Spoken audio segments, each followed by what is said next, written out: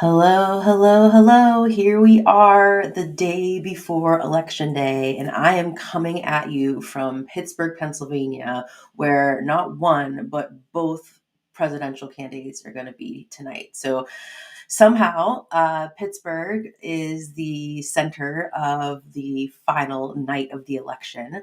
And I am feeling it, y'all. My inbox, my personal email inbox is feeling it. My phone is feeling it. My heart is feeling it.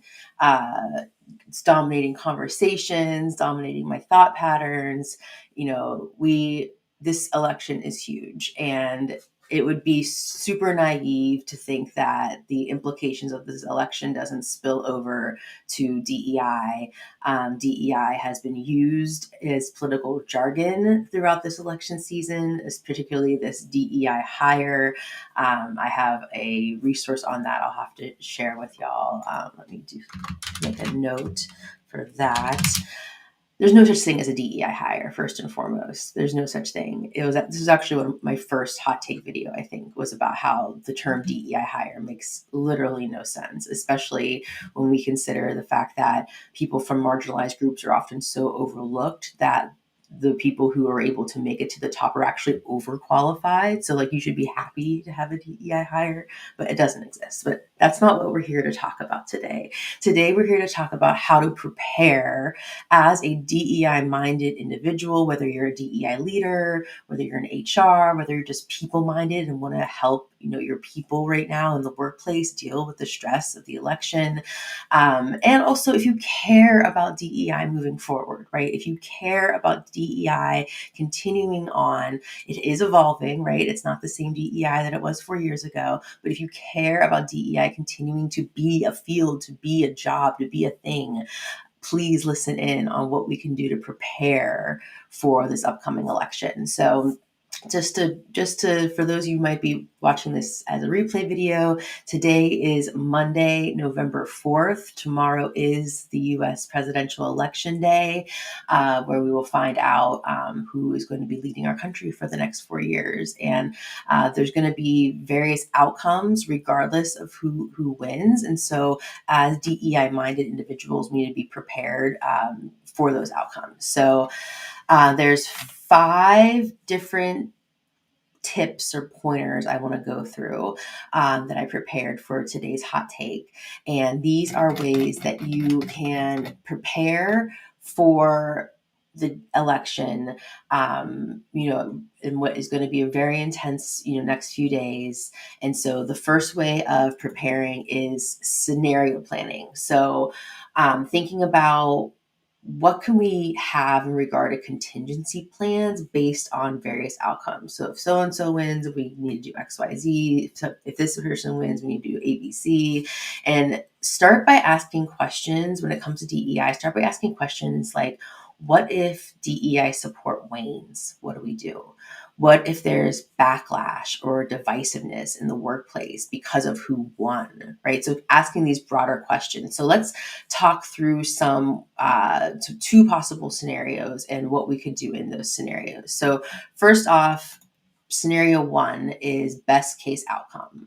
So this means that there's continued or even increased support for DEI efforts at the national level with policies or public sentiments that reinforce DEI values that we uphold in the workplace and beyond. So DEI practitioners should leverage this moment, so how can we amplify our wins? And by that, I mean data-based wins. I don't mean, yay, DEI is here to stay. No.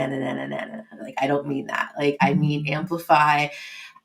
But I mean showcase the impact of your DEI initiative. So collect data if you don't already have data on hand. Publish case studies. Celebrate the progress your organization has made over so many years. Use the positive climate to build momentum for long-term DEI projects that may need sustained investment, like robust DEI dashboards or global training programs. So that's first. So take this moment to get some data and amplify those wins, and really double down. Secondly, push for policy changes and stronger commitment. So in a supportive DEI environment, there's a unique opportunity to institutionalize DEI policies, right? So advocate for formalized DEI metrics of your company's objectives, tie DEI achievements to executive performance, backing from leadership will be stronger than ever in a best case scenario. So use this time to set solid structures for DEI work to thrive, even when the environment changes again down the road, which it will. And then finally, if we're in this best case scenario, if we're in, this outcome where DEI favor has increased even, take this time to really strengthen your allyship partnerships. So external climate, we need to deepen our allyship efforts. So run workshops on inclusive leadership, cross-functional mentorship, unconscious bias training from people who don't typically see themselves as part of DEI efforts. Also, having ERGs can help people feel more invested and actively involving allies in those ERGs. But this is the time to really try to bring on allies, strengthen ally partnerships, maybe those who weren't as bought into DEI because it's a favorable climate now. Now is the time to bring them in. Okay, so that was best case scenario. I even think best case scenario is probably unrealistic. I don't think favor for DEI is going to increase regardless of whoever gets elected. But best case scenario, what if things don't get worse, right? Or what if things do start to get better in your organization? So those are some examples of what to do. But let's really talk about what's on everyone's mind, at least on my mind, which is worst case scenario outcome, and what to do in the case where the election results lead to reducing institutional support for DEI. There's more skepticism, there's backlash against DEI programs. So here's how to approach this challenging environment. So first off, refocus on the business outcomes of DEI, the business outcomes, right? If we do DEI right, we're going to reduce turnover about 9%. Research shows that a good DEI program can reduce turnover about 9%. What is your turnover cost? Multiply that by 9%. See what you'll be saving the company, right? We are getting out innovated by our competitors. Well, DEI has demonstrably shown that more diverse teams are more innovative teams. So let's double down on DEI to get our innovation back up to where it needs to be to compete in this market, right? So really talk about the business outcomes of DEI.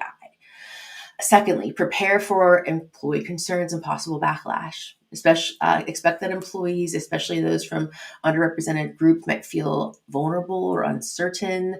I know someone who just got married this weekend, and because he and his partner were worried that they weren't going to have that right if the election had ended up going a certain way. How sad is that? So my point is, people are scared right now. So do what you can to reduce fear around their concerns. It's essential to open up channels for honest communication where employees can express their concerns safely. If you have ERGs, leverage those to have closed circuit conversations, and also equip your managers to handle these discussions and consider resources to address questions or anxieties around inclusivity. Right. So even maybe send out just a quick email to your managers and say, hey, here's 3 pointers for dealing with people being upset, depending on the results of the election. Double down on inclusivity and civility policies. So have zero tolerance policies in place so we make sure we don't get into harassment. Strengthen resilience through core values. So going back to the core values of the organization, and really demonstrating that DEI is not something that's nice to have, but is integral to achieving the core values of the organization.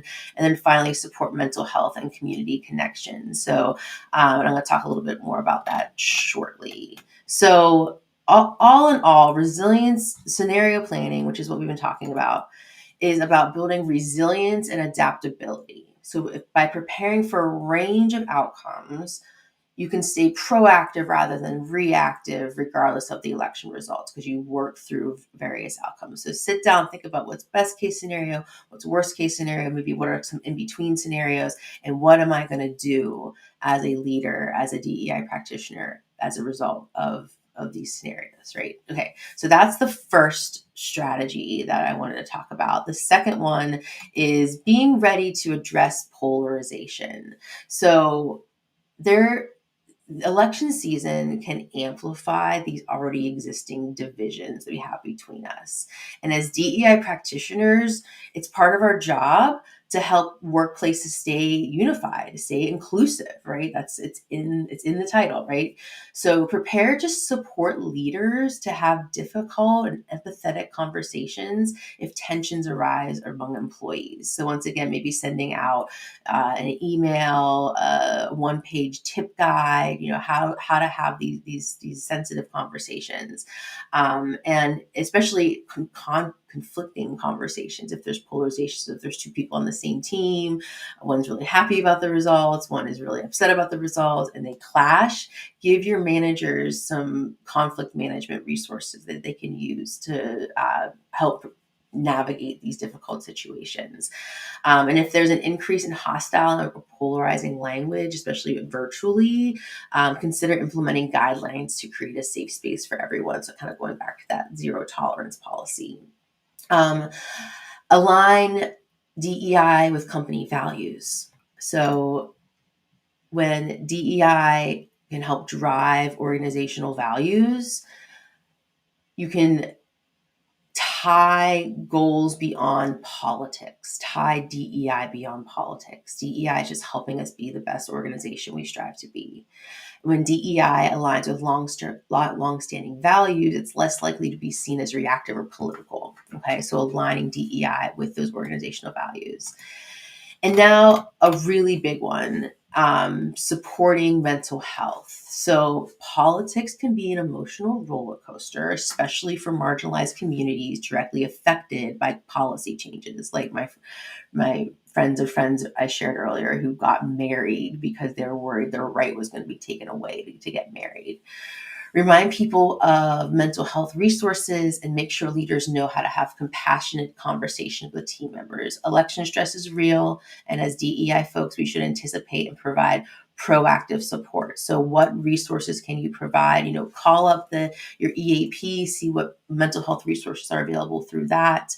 And also, shameless plug, but seek out additional resources from other sources like yours truly. So I just put up a blog this morning about mental health allyship. And in that blog, I share a little bit about my own personal experience with mental health and needing allies in the past to navigate mental health in the workplace.